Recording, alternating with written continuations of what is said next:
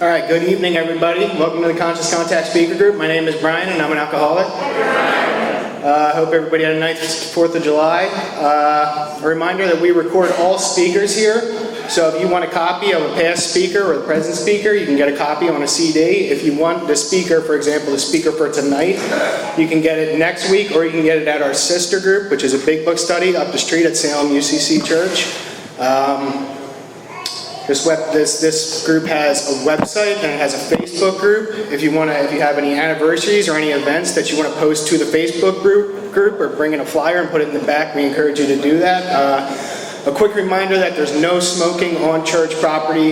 That's the church's policy. We're very privileged to have this beautiful facility to hold this meeting in, and that's really all that's asked of us, is that we keep smoking off the premises, keep the church property looking good. I guess that's about it. Nick's going to come up here and chair the meeting. Have a good time.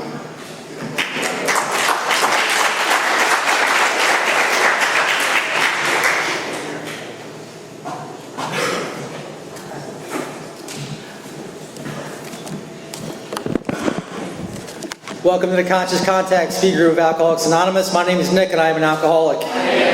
This is a 1-hour speaker meeting that meets every Saturday evening at St. Paul's Lutheran Church, 301 North Main Street at 8:30 p.m. in Doylestown, Pennsylvania. The business meeting for this group meets every Saturday at 7 p.m. until 7:30 right here. The purpose of this group is to provide a consistent message of hope and recovery through God reliance and service to others through the practice and teaching of the 12 steps. We record all speakers so that others may benefit from their message of recovery. If you wish not to be recorded, simply ask.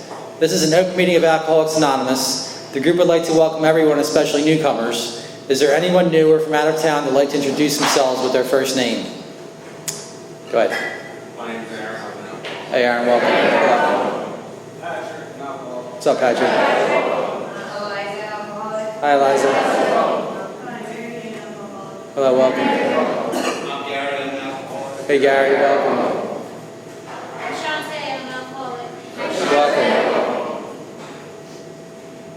Okay. The Conscious Contact Speaker Group encourages sponsorship. Would anyone with working knowledge of the 12 steps and is willing to sponsor, please raise your hands. Excellent. Are there any announcements from the floor for the good of AA? All right. We have meeting lists and big books on easy terms. Please see me or any home group member after the meeting. If you cannot afford a big book, the Conscious Contact Speaker Group will give you one at no charge. Anyone willing to make donations for the purchase of Big Book and CDs, to those who can't afford them, can put donations on the table marked Big Book and CD donations.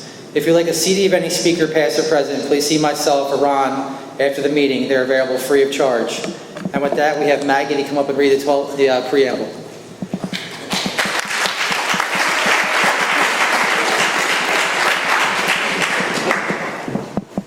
Hi, I'm Maggie. I'm an alcoholic.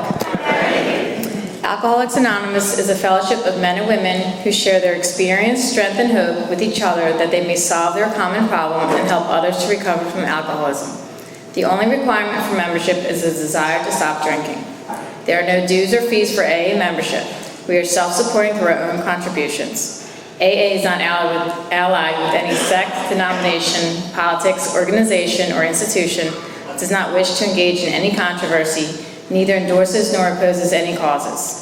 Our primary purpose is to stay sober and help other alcoholics to achieve sobriety. And now I have Jillian coming up to read the steps.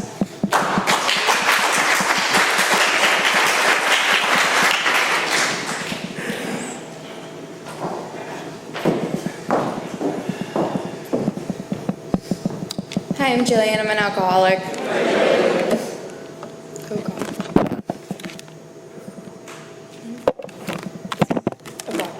Sorry. The 8 and 12 steps of recovery. 1, we admitted we were powerless over alcohol, that our lives had become unmanageable. 2, came to believe that a power greater than ourselves could restore us to sanity. 3, made a decision to turn our wills and our lives over to the care of God as we understood Him. 4, made a searching and fearless moral inventory of ourselves. 5, admitted to God, to ourselves, and to another human being the exact nature of our wrongs. 6, we were entirely ready to have God remove all these defects of character. 7, humbly asked him to remove our shortcomings. 8, made a list of all persons we had harmed and became willing to make amends to them all. 9, made direct amends to such people wherever possible, except when to do so would injure them or others. 10, continued to take personal inventory and when we were wrong, promptly admitted it. 11, sought through prayer and meditation to improve our conscious contact with God as we understood Him, praying only for knowledge of His will for us and the power to carry that out. 12, having a spiritual awakening. As a result of these steps, we tried to carry this message to alcoholics and practice these principles in all our affairs. And then Nick.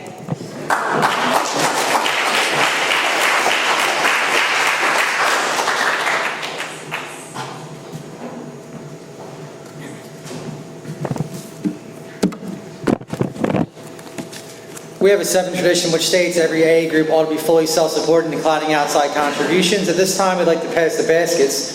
We have no dues or fees, but we do have expenses. This group provides many services, and your donations cover rent, big books, CDs, events, and workshops. Once again, there is absolutely no smoking on church property. Please take a moment to silence all cell phones and limit movement during the meeting to avoid distractions.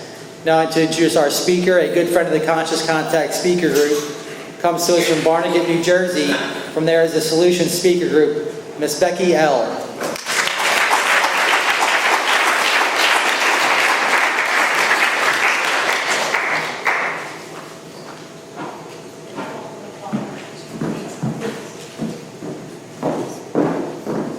Walking up those stairs saying, "Don't fall, don't fall." That'll be a good intro. My name is Becky and I am an alcoholic. And I want to thank the group for having me. And I do consider myself a friend of the Conscious Contact Speaker Group. And I really like being introduced as such.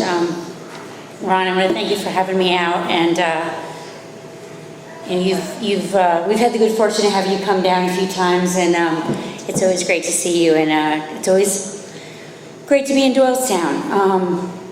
I do have a sobriety date. It is August 31st of 2015. I do have a home group. It is There's a Solution Speaker Group. We do meet in Barnegat. Tonight is, we meet on Saturday night, so I'm missing home tonight to come out with you guys. And I have a sponsor, and she knows she's my sponsor. Most times on any given day, I consider myself relatively sponsorable, which means I try to be transparent. You know, for the first time in my life, there's another person on this planet that knows all of me. Good, bad, indifferent, ugly, pretty, all of it. And I have the honor and privilege of sponsoring women in this program. And I don't say that lightly because I don't take it lightly. I absolutely know that this thing is life or death for me and for them. And I treat it as such. But I'm really up high. I'm like trying not to be nervous. I'm an alcoholic, and I don't know if I was always an alcoholic. I don't know if I woke up one day and thought that today would be a really good day to blow up my life and just kind of like fell down that slippery slope, or if it was I was predisposed in my genes. I know that I spent a lot of time blaming my parents for everything that I came to find out was alcoholism. The first time I ever spoke at a meeting of Alcoholics Anonymous, it was not like this, but it was a little go around the room type deal and sitting in the chairs. And after I spoke, somebody else, when they raise their hand and tell you usually how great you're doing, he said that I sounded like the poster child for ACOA. And I didn't have the good insight to be offended. I just thought that, because it was all their fault. If you had my life, if you had my parents, if you had my fill in the blank, you would drink like I did. And not only would you drink like I did, but I'm doing good, darn it. Like, you would be worse than me. Like, I'm doing a really good job at keeping this thing together. It's like MacGyver with bubble gum and some, a Q-tip and some cotton, and it's all tied together in a pretty bow. And I'm just like, there ain't nothing to see here. I'm good. I did not come to Alcoholics Anonymous because I had a drinking problem. I came to, I came to Alcoholics Anonymous because you guys would not leave me alone about my drinking. And the problem for a drunk like me is that you are trying to take away the only thing in my life that makes everything else work. It's the bubble gum that holds that MacGyver thing together. You know, it's for me, booze from a very early age was the thing that made all you people make sense. It made you tolerable. You know, I probably would have committed homicide or suicide a long time ago if it were not for alcohol. You know, like, people should thank me, like, please, and, you know, like, come, but please come drunk. We like you better that way, you know? And I'm like, I've never, you know, attempted suicide or homicide while loaded, you know, but I've really come close a whole bunch of times, stone cold sober. You know, drinking's not my problem, sobriety is my problem. And I don't like it.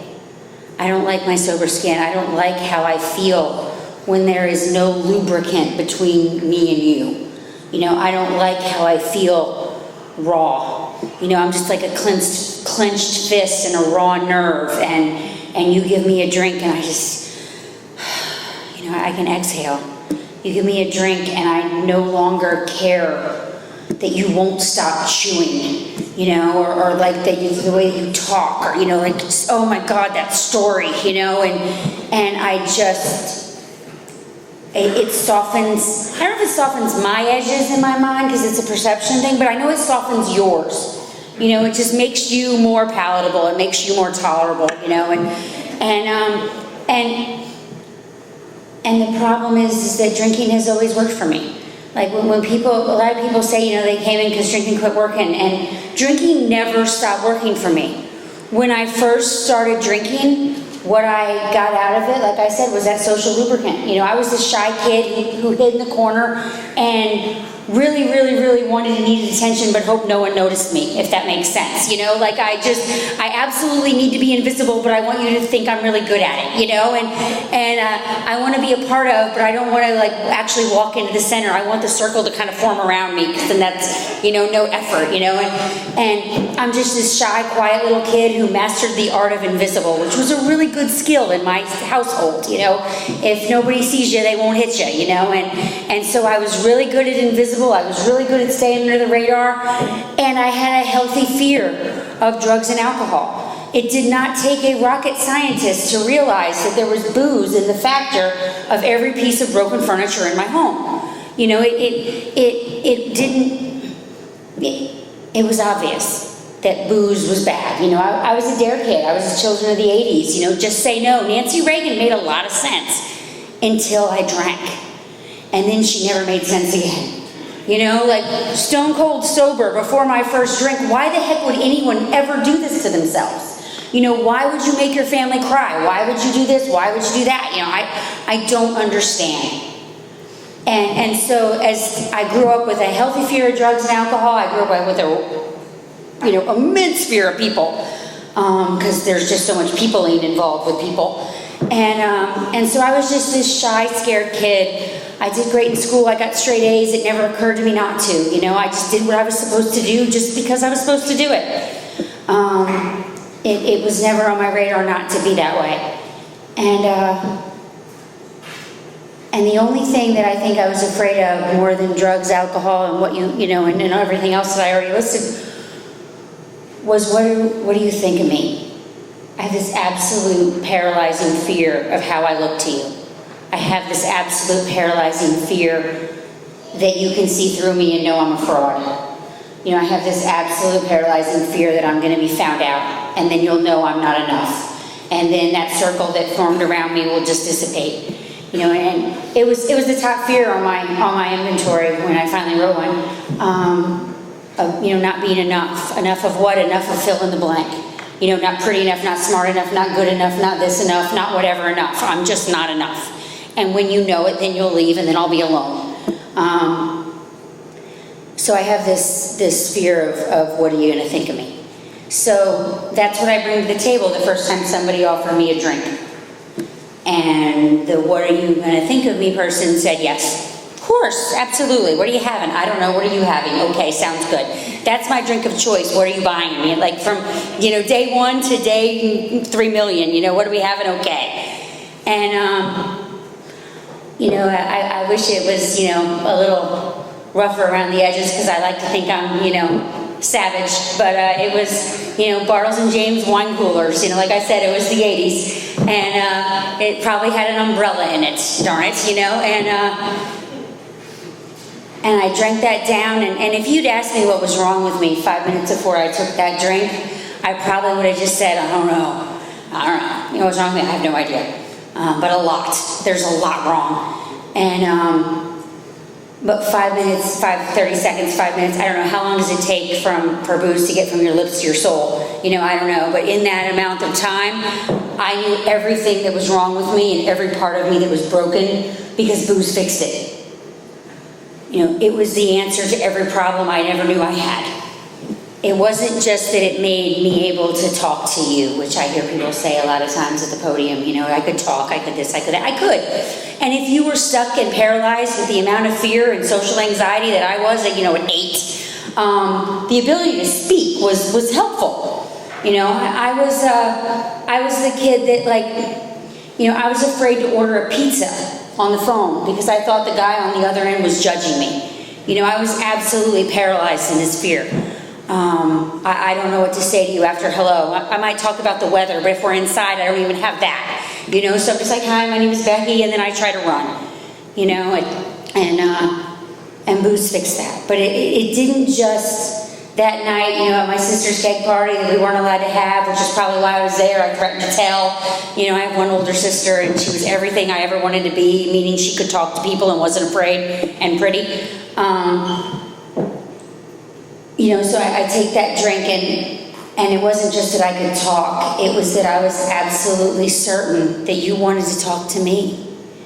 Up until that time, I was probably 12 or 13, 7th, 8th grade. Up until that moment, I'd always been, stuck in self-centered fear. I didn't know that. I didn't have a name for it.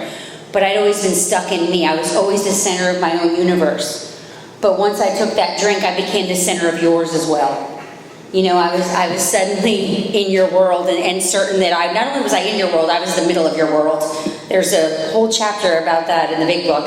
That director that wants to be, or the actor that wants to be the director, and I was just in the middle. I had arrived. And the problem is that if you give me that kind of relief, I will pay any price for it. And on that day, booze worked for me, and what it did is it made me able to talk to you. On August 31st, 2015, it worked for me. It put me in a coma every day, so I didn't have to think, feel, or I didn't have to face the horror of the life that I had created. So booze always worked for me. I just didn't like I couldn't stand the consequences anymore of my sober skin. And on that first day, with the Bartles and James and the little, umbrellas and the alcoholic mother and the, drug addict, or the alcoholic father and the alcoholic parents, plenty of examples of what not to be. If you'd said to me, that I was going to pay for this, chasing this thing with the love and respect of every person that was ever stupid enough to care about me, in every car I ever drove, every relationship I ever had, every child, I gave away everything to chase a drink. I am the last owner of every car I've ever driven. They just don't survive me. I wreck them. I just wrap them around stuff and leave them on the side of the road and go find another one. And I do that with relationships too, drunk. I run them, whatever I'm using. Whatever people, whatever car, whatever thing, whatever. You're all just. I take you off the shelf and I use you. And I ride it till the wheels fall off and push it another 50 feet. That's how I wreck cars, and that's how I wreck lives when I'm actively in my alcoholism. And I don't see that. I'm absolutely certain that it's you always. It's never me. I'm the victim in all of this. And I believe that on a cellular level, to my core. But drinking wasn't always like that. If it was, I don't know if I would have. It started out, it felt fun. It was a relief. It was a good time. It was you know, I grew up in a little short town. We moved around a lot because my parents were outlaws. But, you know, we always, we lived in little beach communities and little shore towns, and because my father was a commercial fisherman. And so, like, you know, growing up was chasing booze on Friday, you know, thinking about the booze you were going to drink on Friday, on Monday, you know, and then the weekend warrior stuff turned into like, why go to school Monday or Friday, you know, just stretch that weekend out. And I thought that was like to my credit, because I can still get good grades and not go to school. Well, that means I'm better than you, which I already know that I am. So you should give me extra credit for being able to do in 90 days what it takes all the rest of you people 180 days to do here, you know. But it wasn't long after I started drinking that like school no longer became a priority. Friends no longer became a priority, except the ones that would guarantee that I made it home safe, because I wasn't very good at that on my own right. The first time I ever decided that I should never drink again, I was like maybe 16 years old. Chasing booze, I wound up in a place that no 15, 16-year-old girl should be in, with a group of people that I didn't know that no 15 or 16-year-old girl should be alone with. And I put myself in a position to be harmed that was really, really scary. And I had that moment of clarity that we talk about, enough to say that I had the realization that if I wasn't chasing booze, I wouldn't have put myself in a position to be harmed. So dang it, I'm never, ever, ever going to drink again. I'm just not. I'm not going to turn out like my mother. I'm not going to ever let somebody hurt me again. I'm not going to drink again. And that lasted until the next party. You know, that sounded really good on Sunday when I'm in trouble and I'm afraid and I'm facing consequences. I am the girl that cried sober. You know, I spent more time trying to get and stay sober since it occurred to me to stop drinking than I ever did before I got here. You know, I am not like any kind of like, I walked in the door after I scraped up my knees the first time and said, thank God that is over, and just never drank again. From a very early age, maybe it's because from a very early age, I knew that booze didn't work for me the way it worked for other people. But from a very early age, from day zero, once I start, I can't stop. And from day zero, once I stop, it never makes sense to stay stopped. And I wind up in Alcoholics Anonymous, and you guys tell me that I'm suffering from a fatal progressive illness. And I think you're being really dramatic. I'm suffering from an uptight future ex-husband, you know, who doesn't like my extracurricular activities. You know, I suffer from, you know, a legal system that is clearly stacked against me. You know, I suffer from a lot of things, but alcoholism that's going to kill me is not one of them. And so I don't believe you. And because I don't believe you, I don't listen to you. And because I don't listen to you, I keep doing what I'm doing, which is getting loaded and getting relief. And by the end, by the end, when I come crawling back into Alcoholics Anonymous, because that's what I always do, you tell me I'm suffering from a fatal progressive illness that's going to kill me, and I say, when? Sign me up. Like, I'm not afraid of heaven, but this living thing really is overrated. You know, I don't know how to do this. You guys seem to know how to do this, and I just don't. And I would like to stop trying, please. You know, but by then, you know, I had this, you know, suicidal ideation in my back pocket at all times. And my prayers were something like, dear God, please save me or kill me, because I can't do this another minute. And that's what I bring you. But wrap that in a real angry bow, you know, because I was not ever happy to be here. I did not ever walk into the doors and say, thank God I made it back. You know, I walked in the doors of Alcoholics Anonymous, and you guys welcomed me warmly, and I said, I can't believe I'm here again. I hate all you people. Because the one thing that I was always sure of is I was going to drink again. Because I'm not very good at learning from your experience, but I'm sometimes good at learning from my own, and the one thing that I know is that I get drunk. The one thing that I know is that no matter how bad on day zero, I want to be sober. no matter how bad on day 0, when you say, are you willing to go to any lengths, I know the answer to the test question. I say yes, even though I don't probably mean it. No matter how bad the desire or wish on day 0, no matter how much I really don't want to lose my children. I really don't want to hurt my family again. I really don't want to lose that job. I am constitutionally incapable of staying here, I think. But the problem is for a drunk like me and a chronic relapser, I hate that term, but if you're a chronic relapser like me, what happens is you just start to think that I'm different. I must be different. Because if I wasn't different, I think I'm doing AA. Like, I'm here, I'm drinking your coffee, I'm hitting on your guys, I'm eating your cookies, like I'm stealing your basket, but I'm here. I'm here. I show up and I do a U-turn in the parking lot and I get loaded and go, I'm here. Nail me to the seat and maybe I rehab really well. It's like wrap me in bubble wrap.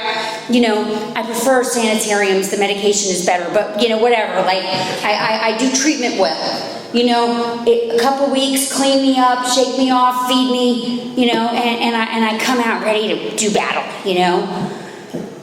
And then I walk into these rooms and it's again I gotta walk into these rooms, and I talk and you welcome me back and I'm like, oh, I'm so glad to be here, and I don't mean it.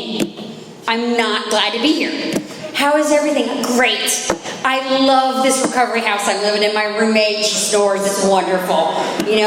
It's great. I'm so happy. Yeah, public transportation, awesome, it's just, I love my life. I'm so grateful. Want to see my gratitude list? I wrote one, But all those things that I'm so grateful for on Friday, that gratitude list that I now carry in my, I've got that in my right pocket and my suicide plan in my left pocket, and I'm just, we'll see what's going to happen today, But all that stuff that I'm so grateful for on Tuesday when I'm sober,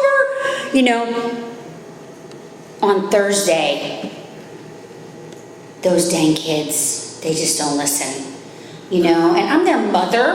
What do you mean they don't want to they don't want to come see me? They used to throw a party for me when I'd get out of treatment, and now they don't answer the phone. I gave birth to them. And that boss that I was so grateful he didn't fire me, he does not appreciate me. Where's my accolades, and you're chewing again, that chewing thing, it's just, oh my God, you want to start chewing. And so everything that's on that grateful list just becomes the thing that I remember, it becomes the thing that tightens like that screw in my gut that just makes me need to run. And what happens is, 3 o'clock in the afternoon, it suddenly occurs to me on that random day that a drink would really fix this, And the problem is that I don't realize, and I've been in Alcoholics Anonymous, or at least around it, for decades, but I don't realize that that's the powerlessness that you guys are talking about. I don't realize that's the step 1 thing that you guys keep telling me, because it doesn't feel powerless. It doesn't feel like Days of Wine and Roses where Jack Lemmon is breaking the flower pots and running around and trying to find the booze and stealing it from his old lady and getting locked in the sanitarium. It doesn't feel like that. What it feels like is I changed my mind. It feels like I suddenly, every reason that I have to know, because I've got that list in my front pocket, my relapse prevention plan under my arm, every reason that I know why drinking is a bad idea, suddenly seems stupid. It seems like I'm being dramatic. So this mental obsession that you guys talk about, I don't feel obsessed. I don't feel crazy. I feel like I changed my mind. And the relief that you guys talk about, that comes from me on the way to the liquor store. I get relief just knowing relief is coming. Because for the first time in forever, my brain is quiet, it's coming. I'm about to be okay. I'm about to be able to breathe again. Because for me, sobriety is just a period of time of just, You guys say 1 day at a time, and I hear that's the longest phrase ever. 1 day at a time. 1 day, just forever, And make it to midnight. Midnight is 396 hours from now. That's a long time. And the problem is you guys with the thing that I don't realize is like, I think that you guys feel the same way that I do. You're just better at hiding it, or you are good at having a sucky life better. You know, like I don't realize that something has changed for you. You know, I think that you're just better at suffering. And I think about the way that I feel in that moment. And I can't imagine feeling that way 5 more minutes, much less 5 hours, how they sit till freaking midnight. Like I can't feel that way for another second. So my entire life is this revolving door, which really just amounts to running from pain. I stay in Alcoholics Anonymous until I can't stand it another minute, and I go get loaded. And I drink my life away, and I I stay out there until it's so painful I can't stand it another minute, because I really know when I do the sober thing it's going to suck too. So when that's really bad, I come back. And when that's really bad, I go. And so my entire life is just this long, drawn out, like circling the drain cycle of running from pain.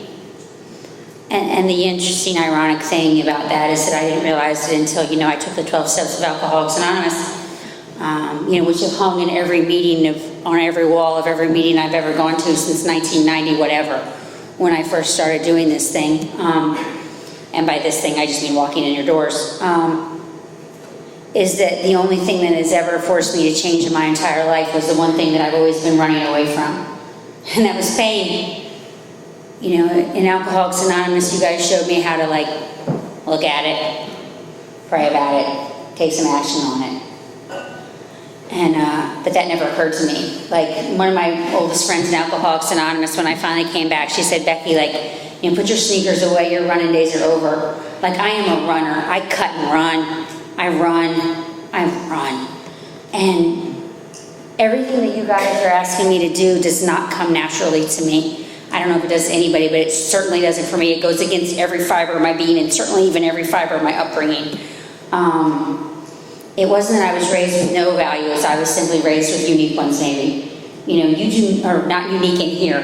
Only in Alcoholics Anonymous can you talk about, all your heroes are, like outlaws and felons, and everybody's nodding and smiling, But, you don't admit anything. This whole, get honest thing, I was a firm, my MO is deny it to the very end. I don't care if they find you standing there with this smoking gun in your hand. You just were wandering along and picked it up. You never admit anything. Rehab is for quitters. And you don't write anything down because that stuff can get you in trouble. So I come into Alcoholics Anonymous and you guys are asking me to do stuff that goes against my very nature. So instead of saying that, or instead of saying I'm afraid of that, I lie and tell you I'm good. I lie and tell you I'm fine. I lie and tell you I am great, and the recovery house is awesome. We already did all that. But it's just easier to tell you I'm okay. Because as soon as I get in here, on day 0, I'm absolutely broken and begging for help. But on day 5, by day 5, maybe if I'm that lucky, it really matters to me what you think of me. It really matters to me how I look to you. So I care more about my face than I do saving my butt in Alcoholics Anonymous. And so when you ask me how I'm doing, I don't tell you the truth. Because by the time I get here, you are the only people left that will still put up with me. And I really want you to like me, even though I don't like you. Or at least I say that, I really, really, really need to belong here. So it's not that long of a book. There's not that many things on, there's not that many slogans. It's not that hard to memorize. And so I become a wonderful parrot in Alcoholics Anonymous, and you ask me what step I'm working, and I say 1, 2, and 3, working on my 90 and 90, and I got it down, and we go around the circle, and I read 5 paragraphs ahead to make sure I sound good when I read, and while you're talking, you might be saying something that could save my life, but I'm too busy thinking about the great share that I'm about to give when it's my turn, so I'm not listening. And I was approached by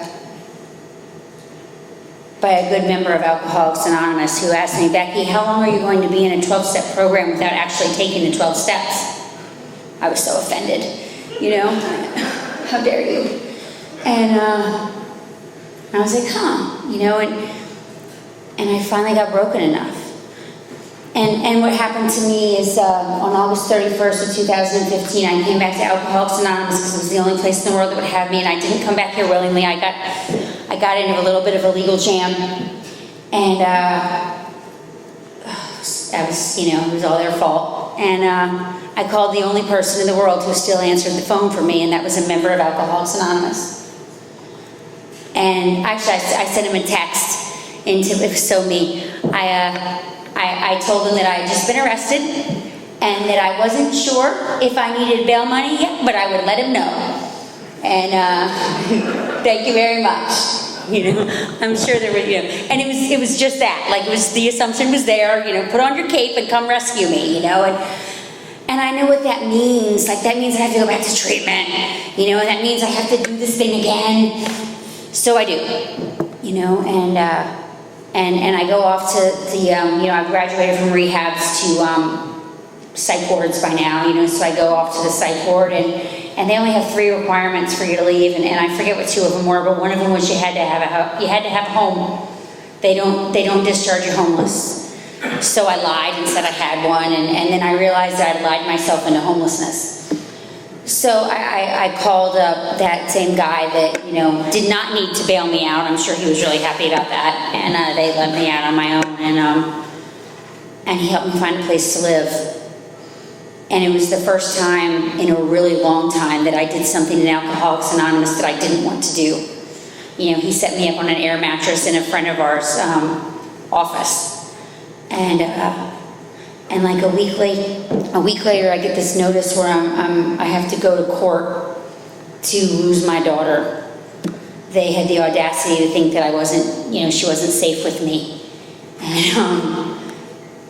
And I wasn't going to go. I was just going to go get loaded, because that's what I do. I run.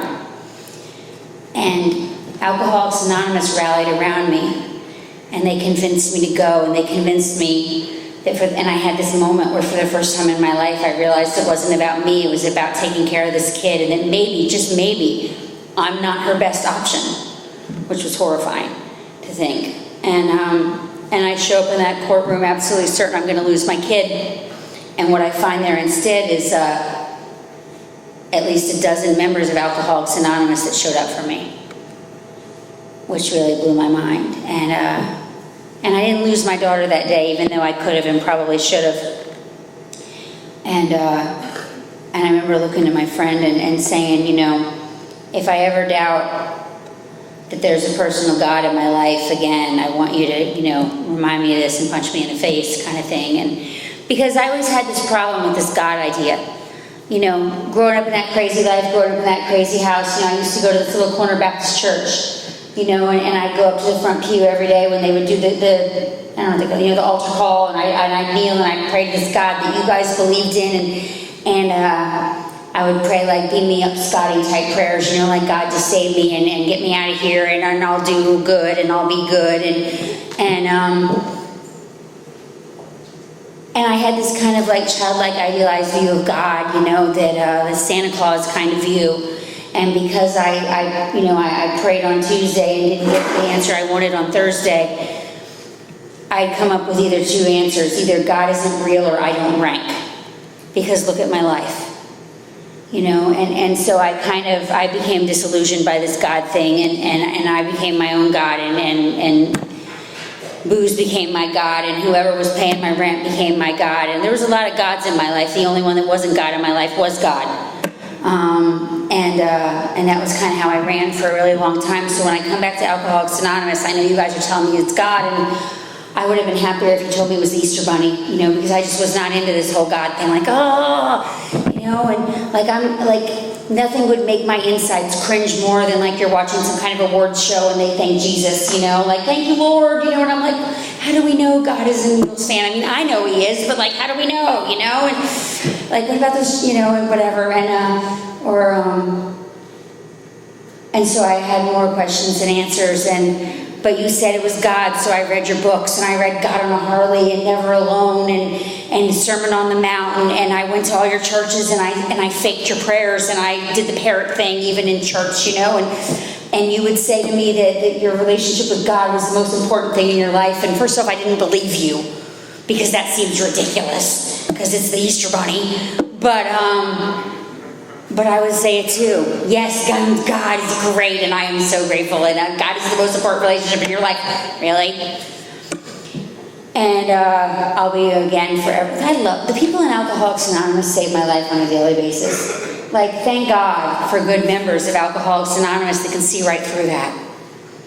You know, and I'm praying to ceiling tiles, and I'm faking it, and I'm faking it and not making it, and I'm really faking it. And I think I'm faking it well because you have to like me. And one of my good friends came up to me and he said, Becky, you have been a liar your entire life. How about instead of lying about this experience that clearly you are not having with this God that you do not believe in, you take the rest of these actions outlining these steps.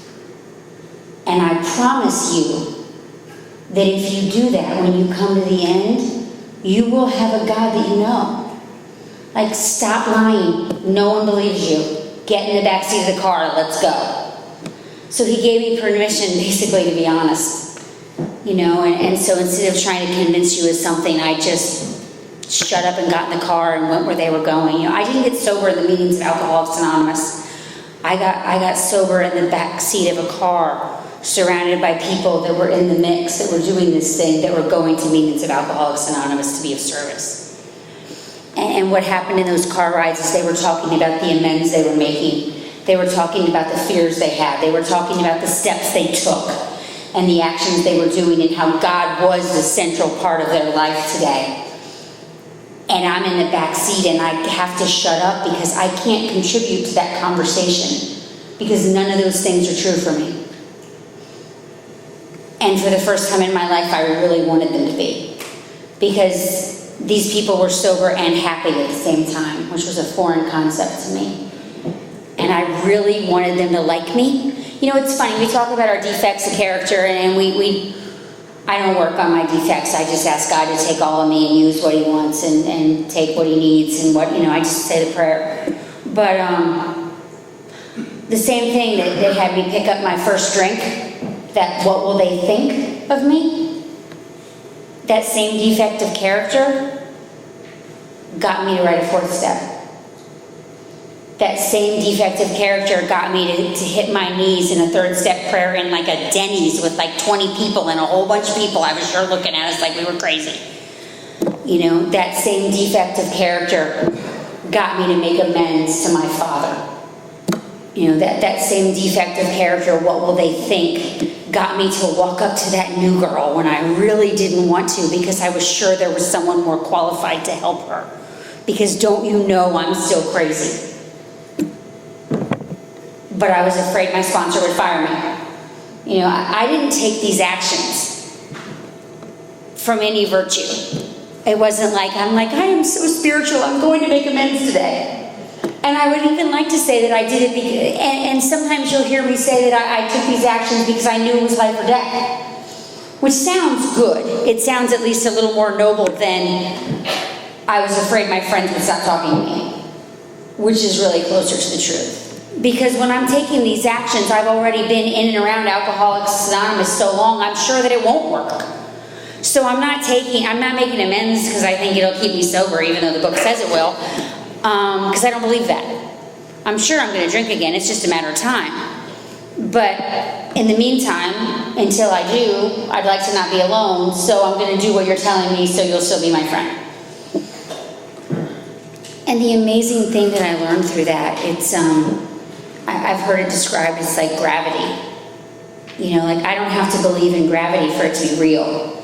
You know, if John and I both jump off the roof, hi honey, you know, I'll let you believe in gravity. You know, if John and I both, you know, take a swan dive off the roof of this church, and he believes in gravity and I don't, like both our heads are going to explode when we hit the concrete. It doesn't matter what I believe in. And for me, the steps have proven to be the same thing. I don't have to believe in the actions I'm taking to take them. You know, God does not need my permission to be real.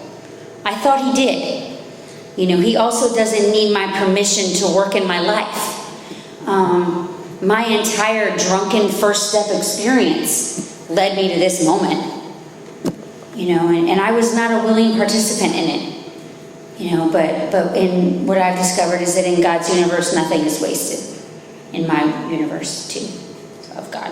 Anyway, you know, so I take these steps with disbelief, but I take them, and for the first time I realized that, like, it's been a while since I considered suicide. That's my spiritual awakening. I haven't wanted to kill myself in quite some time. You know, come on, let's go to a meeting, and want me to sponsor you?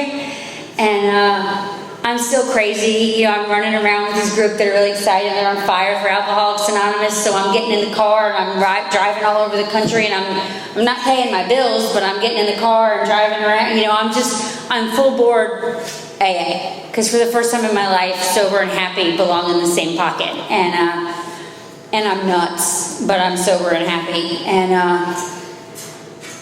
And this woman was crazy enough to ask me if I would sponsor her. And what was so nuts about that, and at this point, like, I still, like, I don't have this God moment yet, you know, I don't have this amazing God awareness like the book talks about. What I have is this awareness that I don't want to kill myself, and I don't want to drink, and I'm relatively happy. And so I'm certain that my sponsor is magic, because I think I'm doing all the same stuff that I have done, and I think that I've been in AA, and I'm still in AA, and I've had a lot of sponsors, and I've written so many first steps, I've got them like memorized, you know, but it's like I'm only honest with you up until the second that I think you're judging me, and then you'll never get another honest word out of me, you know, so it's like fourth step light, you know, it's like, you know, it's what do I think you want to hear. But I thought that was sufficient, and so when I'm going through these steps again and I'm taking all these actions, I don't connect the dots in any way other than I'm certain that my sponsor's magic. And that's why I'm sober. And so, which propelled me to do anything else that she told me, so it was convenient, because if you're magic and you tell me to do something, then I'll do it. And then what happens is this woman asked me to sponsor her. And so I said yes, because I was afraid of being fired. And I take her through the steps. And we read when it says read, and we pray when it says pray, and I give her the same directions that I was given, and we do the same stuff that I did with my sponsor. And because it's all about me, and this is my story, it became my spiritual experience, you know, thank God, or it could have worked out a different way. You know, Dee gets sober. You know, and the lights come back on in her eyes, and she gets her family back, and she takes these actions, and she has this experience, and she becomes lit up with Alcoholics Anonymous and the power that she found here. And that was when my friends, that's when it came full circle for me. Because I know I'm not magic. I know that I'm still the girl that can't figure out how to, like, pay the easy pass when we drive over the bridge, you know, like, you know, and going any lengths, you know, you're supposed to pay that toll, and I know I'm not magic, and I know that I don't have any more power in me than she has in her. And that was when my friend who called me a liar, when what he said came full circle for me. That was the moment that God became real for me. Because I knew the power that got her sober was not of mine. And the amazing thing from that moment forward, like, you couldn't stop me then. You know, like, this thing became real for me, and it was like all the dots became connected, and that was that spiritual experience moment that we talk about.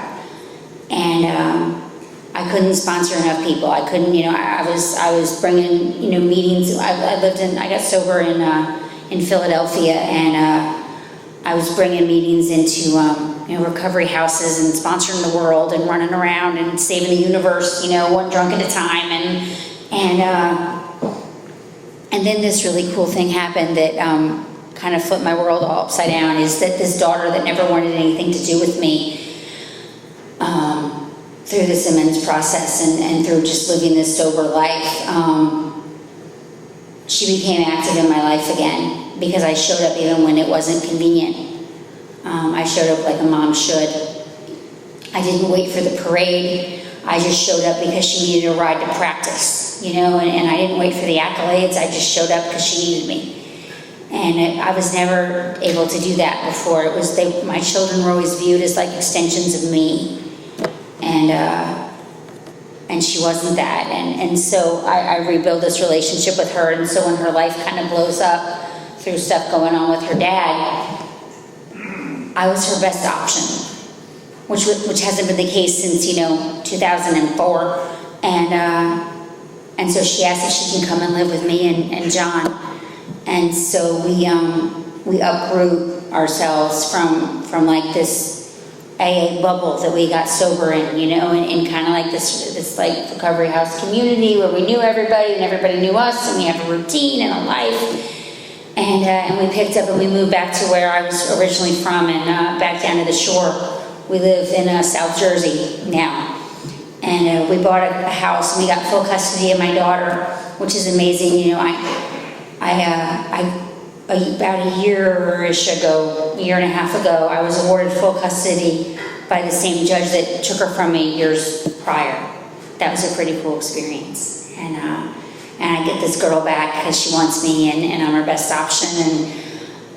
And we moved to the middle of nowhere. Like the first meeting that John and I walked into, because before we moved, I was trying to like kind of show him around so he'd know what we were walking into. And he was like, "Where are all the new people?" And I was like, "Oh, that was him. You missed him. Like there was one, that guy." And we got sober in this area where like you couldn't swing a stick without finding 20 people to help, and it's easy to get kind of spiritually lazy when you can rip the heads off of new people and just drink them, and instead now, like, which will ensure immunity from a drink, but might not help you grow spiritually anyway.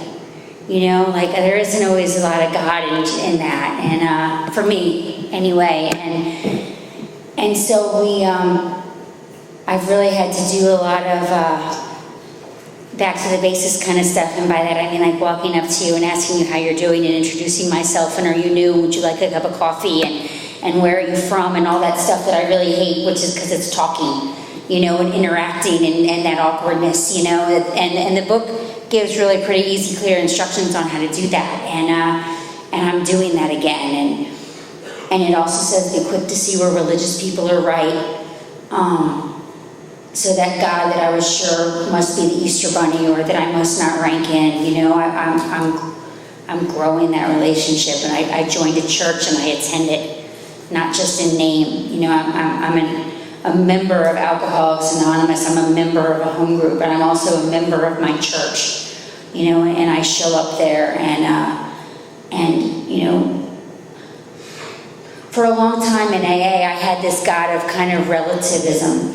And by that I mean like somebody would say to me like, "Hey Becky, have you ever thought about quitting cussing?" And I'd be like, "You get to pick your own God here. Mine doesn't care." And so like if I can pick what my God is and what my God isn't, for me what that is really just spiritual license to get away with doing whatever I want to do.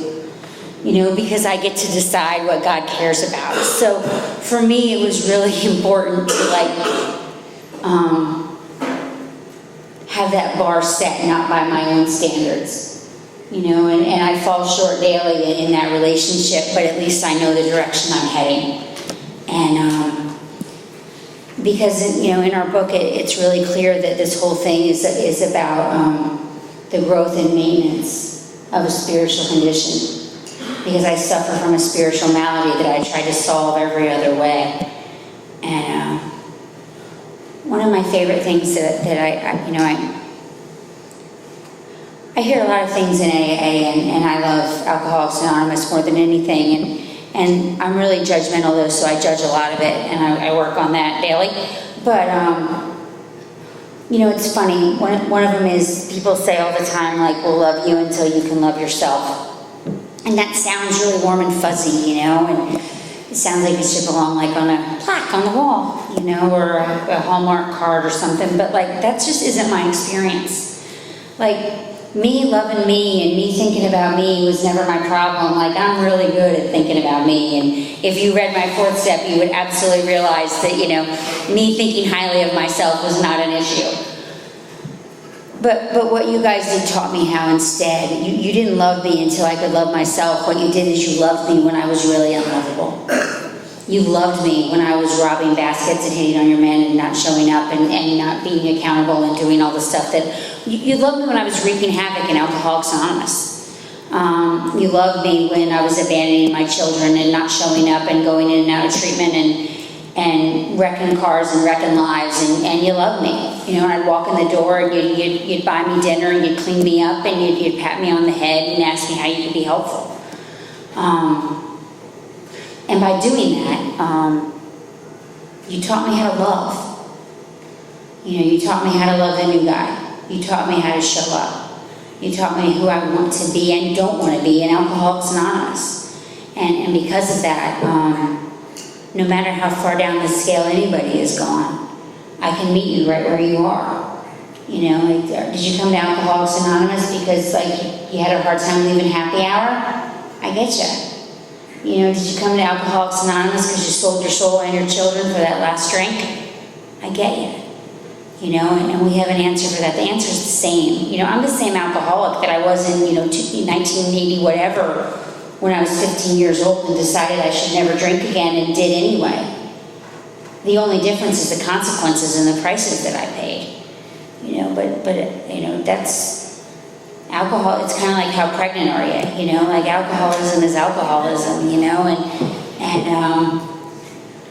and I suffered from alcoholism. And I can suffer from alcoholism on any given day. You know, I'm going to treat this thing one way or another. It's like the elephant in the room, it just won't be ignored.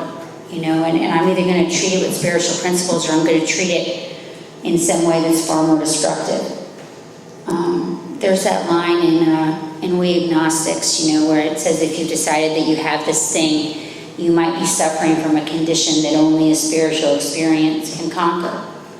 And the reason that I know that I'm suffering from a condition that only a spiritual experience is able to conquer is because I tried every other way of conquering it. You know, if there was a psych med or a psychiatrist or a man or a job or a man or anything that could fix this thing other than Alcoholics Anonymous, I'd have been sober for a whole lot longer than I am. Because I spent most of my life looking for door number 3. I absolutely did not want the answer to be God. You know, I didn't want to have to wrap my mind around that. And just like with the running from pain thing, I spent my entire life running from the one thing that could save me. You know, and he's not the one that left. You know, when I look at my experience, that's painfully clear. You know, I can turn my back on God on any given day and run this thing right in the ground, and I'll be right back to where I was, which is running until the wheels fall off and pushing at 50 feet, because that's how I roll when I'm on my own.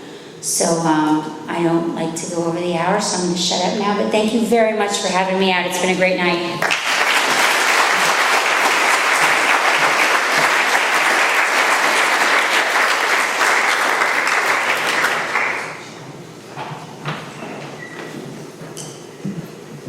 All right, thank you very much, Becky, for coming here and sharing that message. A couple of quick announcements and we'll wrap it up here. The food and fellowship starts here at 8 o'clock, so if you want to get something to eat, you want to come to hang out, you want to get involved with this group, we're here 8 o'clock every week. Show up early. There's always a meeting after the meeting. If you're new or if you're struggling, grab somebody after the meeting. If you want to help us out with some service work, we could always use help putting away the chairs. We got to leave. Or is it all the chairs are going away tonight, so don't worry about setting them up or putting away all the chairs tonight. It's customary for us to thank our speakers. They come here on their own time and expense to share their experience with us, so it's customary for us to form a line to thank our speakers. And if you care to join us, we have a nice way of closing. Thank you.